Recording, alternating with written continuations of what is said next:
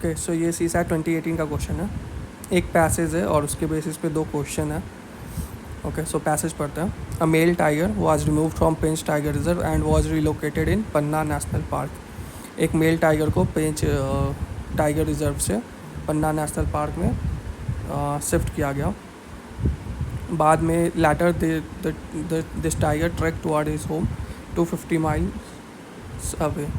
बाद में ये टाइगर वापस अपने घर पेंच टाइगर रिजर्व की तरफ लौटने लगा, जो कि 250 माइल्स अवे था। The track of this solitary tiger highlights a crisis.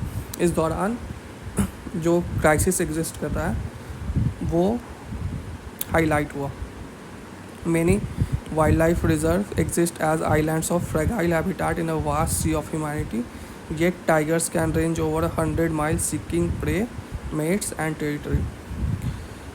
काफ़ी सारे वाइल्ड लाइफ रिजर्व जो हैं वो पैचेस में एग्जिस्ट करते हैं, उनके बीच में कनेक्शन नहीं है, और स्टिल जो टाइगर्स हैं वो एक जगह से दूसरे जगह ट्रैवल करते हैं प्रे, मेट्स और टेरिटरी के लिए। Nearly a third of India's tiger live outside tiger reserve. 1/3 tiger, India के टाइगर जो है वो टाइगर रिजर्व से बाहर रहते हैं। A situation that is dangerous for both human and animal, जो कि ह्यूमन और एनिमल दोनों के लिए डेंजरस है। Prey and tigers can only disperse if there are recognized corridors of land between protected areas to allow unmolested passage.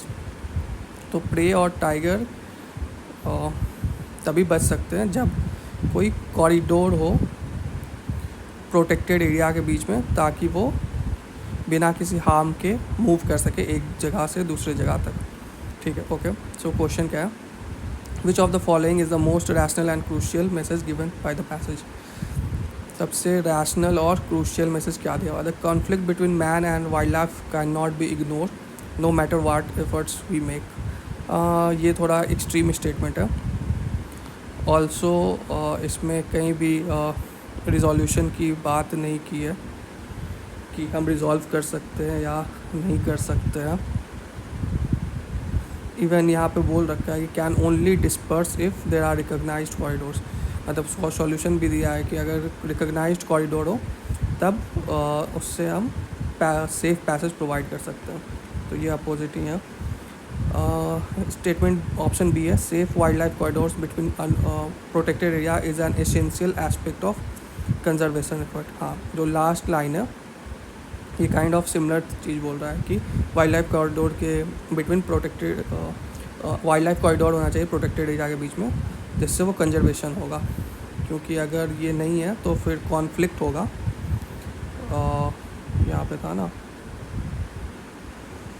ये nearly था dangerous for both humans and animals.